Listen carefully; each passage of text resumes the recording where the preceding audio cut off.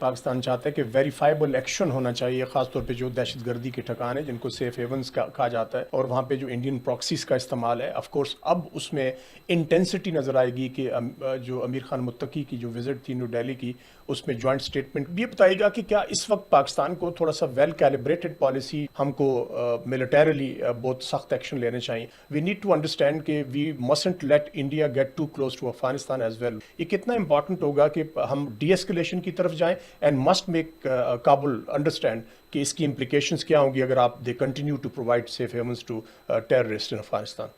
جو پورا کرائسس ہے یہ پاکستان کی طرف سے نہیں بنا ہوا، یہ افغانستان کی طرف سے بنا ہوا ہے. So therefore the solution should come from them and not from us.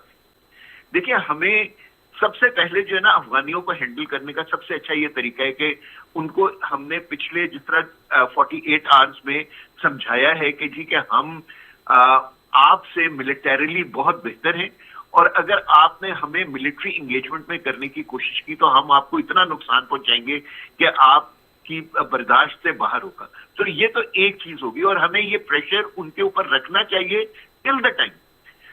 In parallel ہمیں ڈپلومیٹک اوفینسو پہ جانا چاہیے، ہمیں خود انٹرم گورنمنٹ سے بھی بات کرنی چاہیے، اور اپنے دوستوں کے تھرو جس میں قطر، سعودی عربیہ اور امریکہ سب شامل ہیں، ان کے ساتھ ان کو بیچ میں لا کے اس چیز کو آگے لے کے چلنا چاہیے. لیکن جب تک کوئی معاہدہ نہ ہو جائے پریشر کو کم نہیں کرنا چاہیے، کیونکہ جیسے ہی ہم نے اپنے پریشر کو کم کیا افغانی جو ہے وہ دوبارہ اپنی حرکتوں کے اوپر آ جائیں گے. گرام بیس امریکہ لینا چاہے گا کیونکہ ان کے بہت زیادہ انٹرسٹ ہیں، لیکن بگرام بیس دینے سے افغانستان جو ہے وہ ڈائریکٹلی ایٹ لیسٹ چائنا اور رشیا کے سامنے آ کے کھڑا ہو جائے گا. اور کیا وہ ان کے لیے بہتر ہے یا نہیں ہے؟ میرے خیال میں تو نہیں. اگر فرض کریں کہ امریکہ بھی ادھر آ کے بیٹھ گیا، رشیا اور چائنا دونوں کے بارڈرز انسیکیور ہو گئے، تو وہ اس چیز کو ایزیلی تو نہیں لیں گے.